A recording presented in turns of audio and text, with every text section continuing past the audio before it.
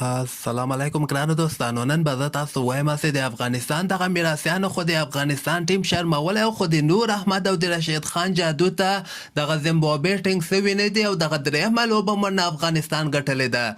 که تاسو مر باندې خوشحاله سوي یاستئ دغه ویډیو هم در سره حتما لایک کړئ او لاندې په کمنټ کې نور احمد او رشید خان زنده‌باد در سره ولیکئ. نن د افغانستان او د زیمبابوې دغه درېیمه شل وریځه لوبه تر سره سوله چې په دغه لوبه کې زیاتره سفارشي لوبغاړو د افغانستان لپاره لوبه تر سره کړې وله.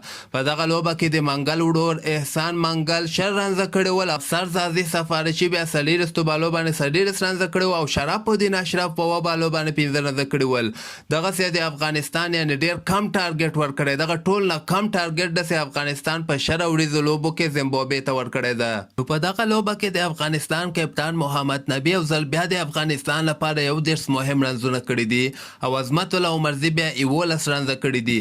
حضرت الله زازم په دغه لوبه کې صرف 12 رنزه کړي خو مسخت دغه د میراثیانو په وجه باندې افغانستان صرف 126 رنزه ټارګټ زیمبابوې ته ورکړی او کنی په شل وریځو لوبو کې دغه 120 126 150 پورې رنزونه ډېر په اسانۍ سره پوره کیږي. خو دلته به زه تاسو ته وایم چې د نور احمد یو په زړه پوری بولنګ په وجه باندې زیمبابوې ونه څه کولی دغه ټارګټ پوره کړي. دغه د نور احمد لپاره اولنۍ شل وریځه لوبه وله. اولنۍ افغان لوبغاړی چې په اولنۍ لوبه کې څلور لوبغاړي آوټ کړي دي.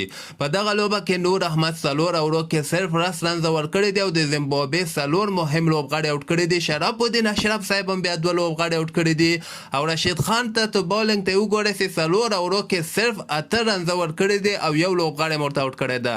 یعنې څلور او کې اته رنزه په یو اوور کې رشید خان نه صرف دوه رنزه اخیستلي دي.